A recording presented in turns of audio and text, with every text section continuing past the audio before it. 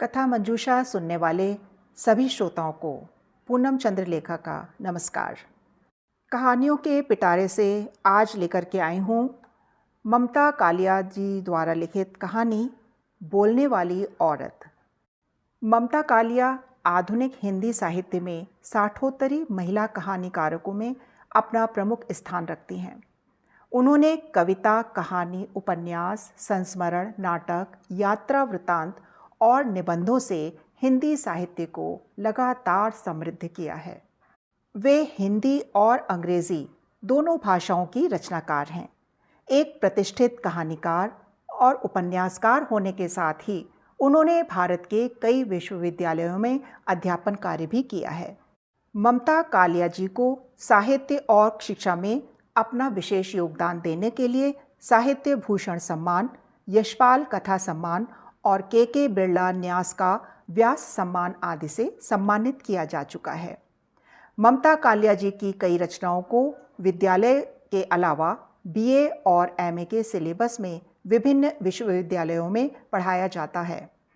समकालीन हिंदी लेखन जगत की अग्रणी हस्ताक्षर ममता कालिया जी का जन्म 2 नवंबर सन 1940 को वृंदावन में हुआ था।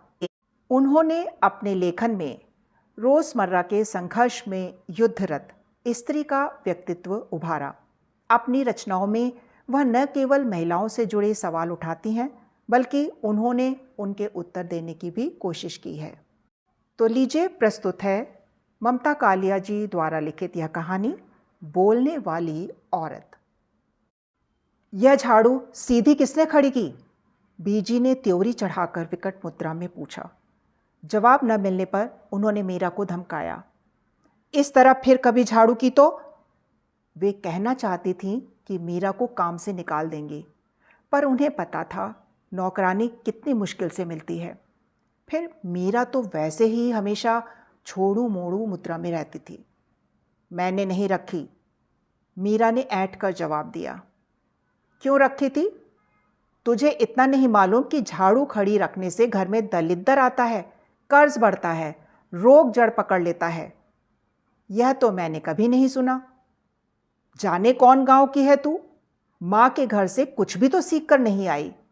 काके का काम वैसे ही ढीला चल रहा है, तू और झाड़ू खड़ी कर, यही सीख है तेरी? मेरा ख्याल है झाड़ू गुसल खाने के बीचों बीच भीगती हुई, पसरी हुई छोड़ देने से दिलद्दर आ सकता है।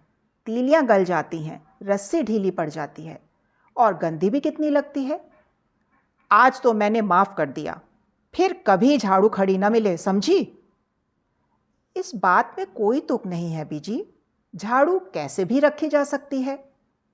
बीजी झुंझला गई। कैसी जाहिल और जिद्दी लड़की को ले आया है काका। लाख बार कहा था इस कुदेसिन से ब्याह न कर, पर नहीं, उसके सिर पर तो भूत सवार था। शिखा को हंसी आ गई। बीजी अपने को बहुत सही और समझदार मानती हैं, जबकि अक्सर उनकी बातों में कोई तर्क नहीं होता। उसे हंसते देखकर बीजी का खून खौल गया। इसे तो बिल्कुल अकल नहीं, उन्होंने मीरा से कहा। बीजी चाय पिएंगी? शिखा ने पूछा। बीजी उसकी तरफ पीठ करके बैठी रहीं। शिखा की बात का जवाब देना वे ज़रूरी नहीं समझती। वैसे भी उनका ख्याल था कि शिखा के स्वर में खुशामद की कमी रहती है। शिखा ने चाय का गिलास उनके आगे रखा तो वे भड़क गईं। वैसे ही मेरा कब्ज के मारे बुरा हाल है, तू चाय पिला पिलाकर मुझे मार डालना चाहती है। शिखा ने और बहस करना स्थगित किया और चाय का गिलास लेकर कमरे में चली गई। शिखा का शौहर कपिल अपने घर वालों से इन अर्थों में भिन्न था कि आमतौर पर उसका सोचने का एक मौलिक तरीका था। शादी के ख्याल से जब उसने अपने आसपास देखा तो कॉलेज में उसे अपने से 2 साल जूनियर बीएससी में पढ़ती शिखा अच्छी लगी थी। सबसे पहली बात यह थी कि वह उन सब औरतों से एकदम अलग थी जो उसने अपने परिवार और अपने परिवेश में देखी थी। शिखा का पूरा नाम दीपशिखा था, लेकिन कोई नाम पूछता तो वह महज नाम नहीं बताती, मेरे माता पिता ने मेरा नाम गलत रखा है। मैं दीपशिखा नहीं, अग्निशिखा हूँ, वह कहती। अग्निशिखा की तरह ही वह हमेशा प्रज्वलित रहती, कभी किसी बात पर, कभी किसी सवाल पर। तब उसकी तेज़ी देखने लायक होती। उसकी वक्तृता से प्रभावित होकर कपिल ने सोचा वह शिखा को पाकर रहेगा। पढ़ाई के साथ साथ वह पिता के व्यवसाय में भी लगा था, इसलिए शादी से पहले नौकरी ढूंढने की उसे कोई ज़रूरत नहीं थी। बिना किसी आडंबर, दहेज या नखरे के एक सादे समारोह में वे विवाह सूत्र में बंध गए। शिखा उसकी आत्मनिर्भरता, खूबसूरती और स्वतंत्र सोच से प्रभावित हुई। तब उसे यह नहीं पता था कि प्रेम और विवाह दो अलग अलग संसार हैं। एक में भावना और दूसरे में व्यवहार की ज़रूरत होती है। दुनिया भर में विवाहित औरतों का केवल एक स्वरूप होता है, उन्हें सहमति प्रधान जीवन जीना होता है। अपने घर की कारा में वे कैद रहती हैं। हर एक की दिनचर्या में अपनी अपनी तरह की समरसता रहती है। हर एक के चेहरे पर अपनी अपनी तरह की ऊब। हर घर का एक ढर्रा है जिसमें सबको फिट होना है। कुछ औरतें इस ऊब पर श्रृंगार का मुलम्मा चढ़ा लेती हैं, पर उनके श्रृंगार में भी एक रास्ता रहती है। शिखा अंदाज लगाती, सामने वाले घर की नीता ने आज कौन सी साड़ी पहनी होगी, और प्रायः उसका अंदाज ठीक निकलता। यही हाल लिपस्टिक के रंग और बालों के स्टाइल का था। दुख की बात यही थी कि अधिकांश औरतों को इस ऊब और कैद की कोई चेतना नहीं थी। वे रोज़ सुबह 9:30 बजे सासों, नौकरों, नौकरानियों, बच्चों, माली और कुत्तों के साथ घरों में छोड़ दी जाती, अपना दिन तमाम करने के लिए। वही लंच पर पति का इंतज़ार, टीवी पर बेमतलब कार्यक्रमों का देखना और घर भर के नाश्ते, खाने, नखरों की नोक पलक संवारना। चिकनी महिला पत्रिकाओं के पन्ने पलटना, दोपहर को सोना, सजे हुए घर को कुछ और सजाना, सास की जी हुजूरी करना, हाँ, और अंत में रात को एक जड़ नींद में लुढ़क जाना। कपिल के घर आते ही बीजी ने उसके सामने शिकायत दर्ज की। तेरी बीबी तो अपने को बड़ी चतुर समझती है, अपने आगे किसी की चलने नहीं देती, खड़ी खड़ी जवाब टिकाती है। कपिल को गुस्सा आया। शिखा को एक अच्छी पत्नी की तरह चुप रहना चाहिए, खास तौर पर माँ के आगे। इसने घर को कॉलेज का डिबेटिंग मंच समझ रखा है और माँ को प्रतिपक्ष का वक्ता। उसने कहा, मैं उसे समझा दूंगा, आगे से बहस नहीं करेगी। उल्टी खोपड़ी की है बिल्कुल, वह समझ ही नहीं सकती, माँ ने मुंह बिचकाया। रात उसने कमरे में शिखा से कहा, तुम माँ से क्यों उलझती हो दिन भर? इस बात का विलोम भी उतना ही सच है। हम विलोम अनुलोम में बात नहीं कर रहे हैं। एक संबंध है जिसकी इज्जत तुम्हें करनी होगी। गलत बातों की भी। माँ की कोई बात गलत नहीं होती। कोई भी इंसान परफेक्ट नहीं हो सकता। कपिल तैश में आ गया।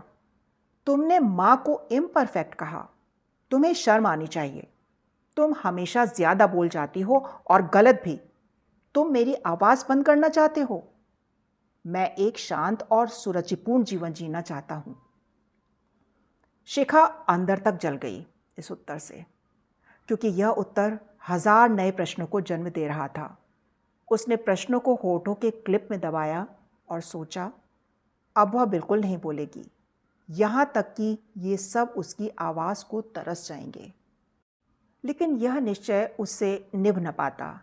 बहुत जल्द कोई न कोई ऐसा प्रसंग उपस्थित हो जाता कि ज्वालामुखी की तरह फट पड़ती और एक बार फिर बदतमीज़ और बदजुबान कहलाई जाती। तब शिखा बेहद तनाव में आ जाती।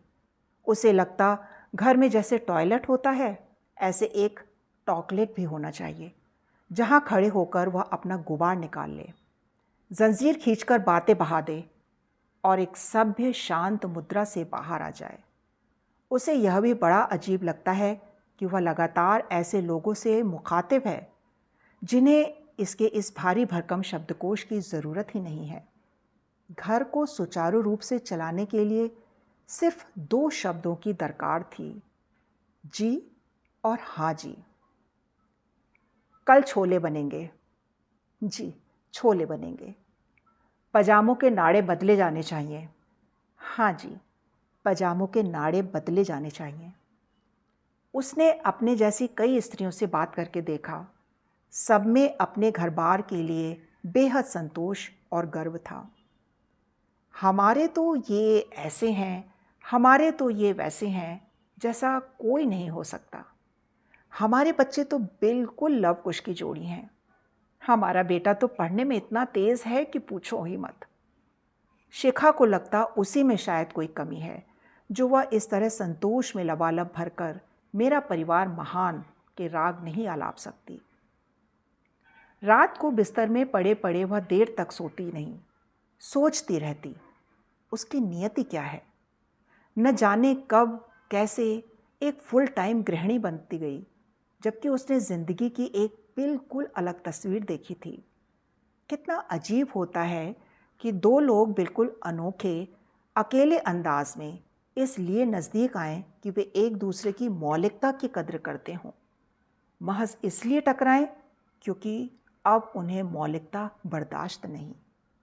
दरअसल वे दोनों अपने अपने खलनायक के हाथों मार खा रहे थे।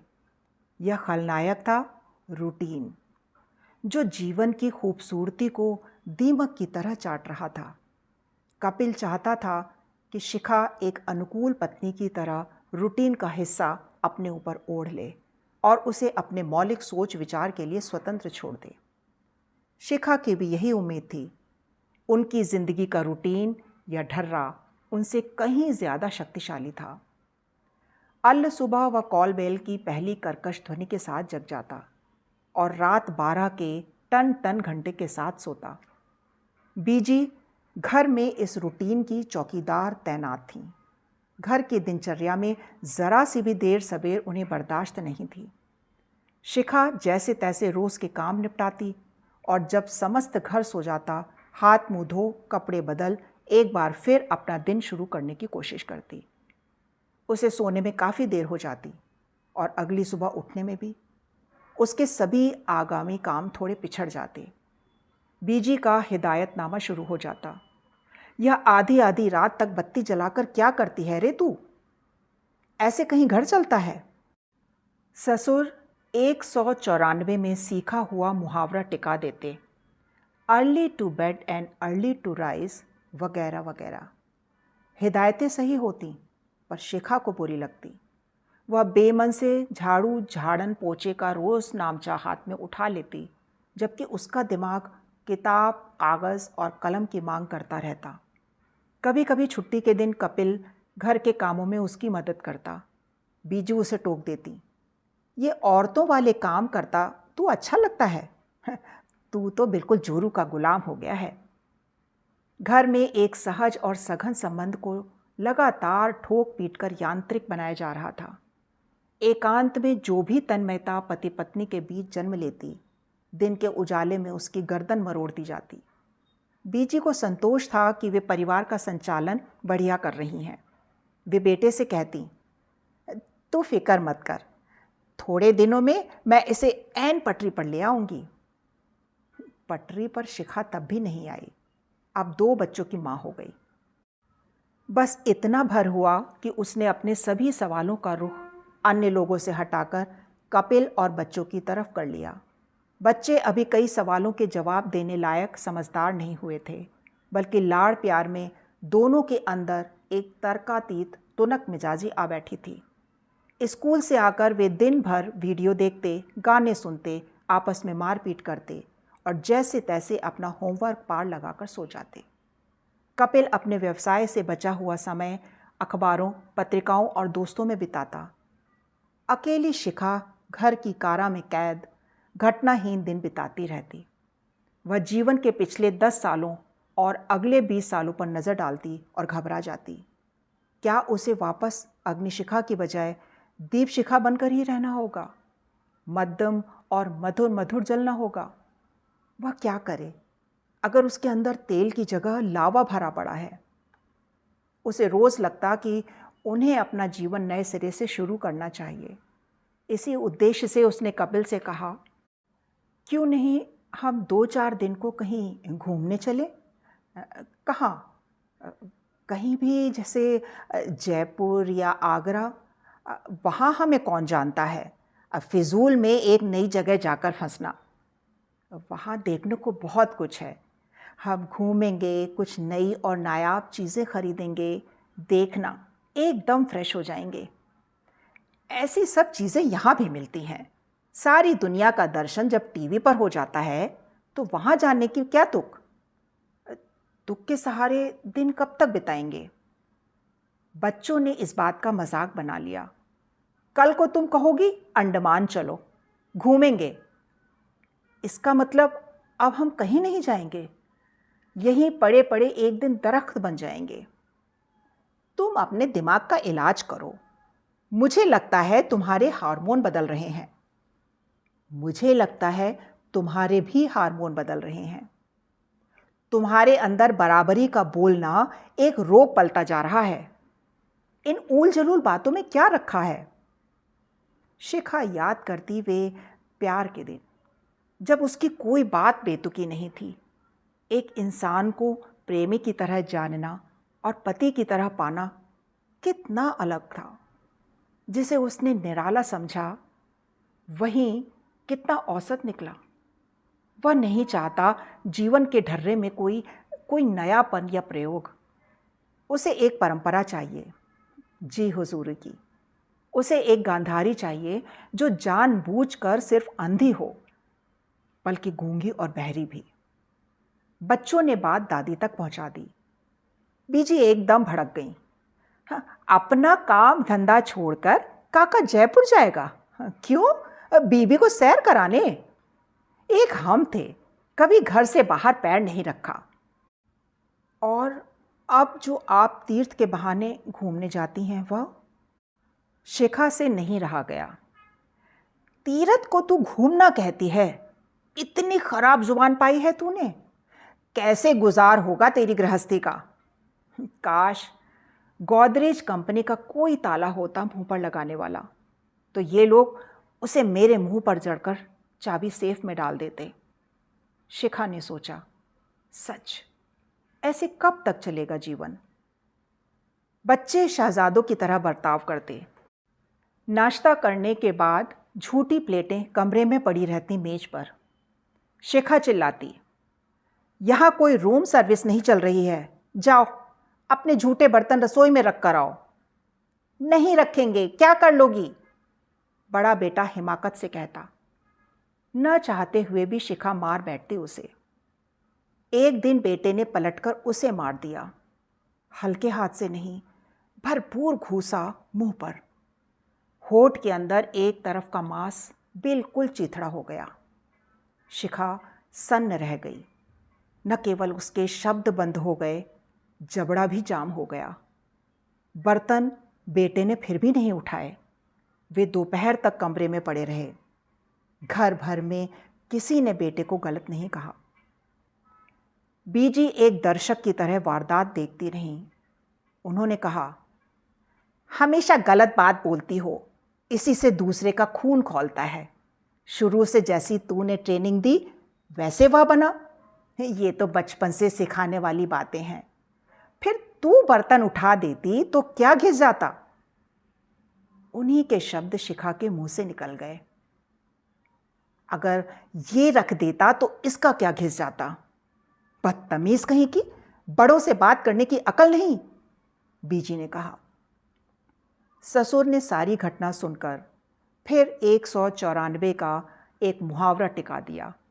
As you sow so shall you reap.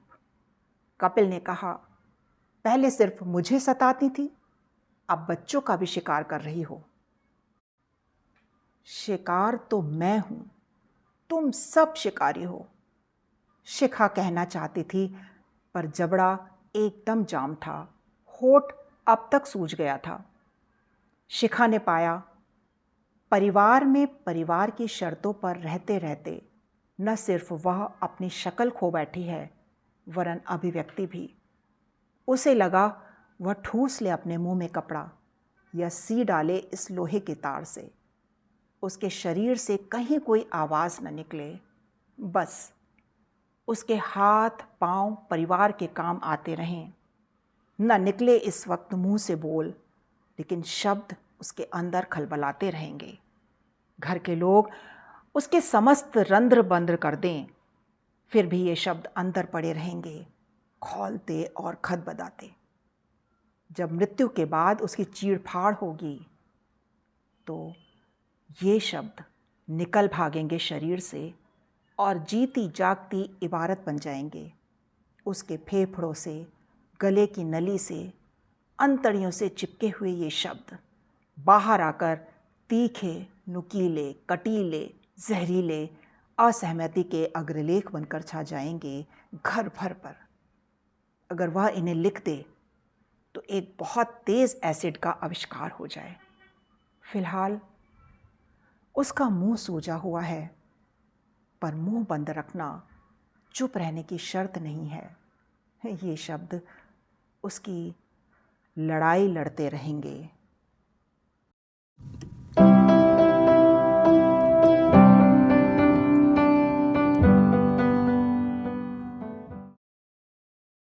तो दोस्तों, ये थी आज की कहानी। ये कहानी आपको कैसी लगी मुझे ज़रूर बताइएगा। आपको कहानी सुनना अच्छा लगता है और मुझे सुनाना, तो सुनते रहिए। ये आपका अपना पॉडकास्ट है, कहानियों का पिटारा, कथा मंजूषा, और लेकर आती हूँ मैं, यानी आपकी पॉडकास्ट सखी पूनम चंद्रलेखा। तो सुनते रहिए कथा मंजूषा।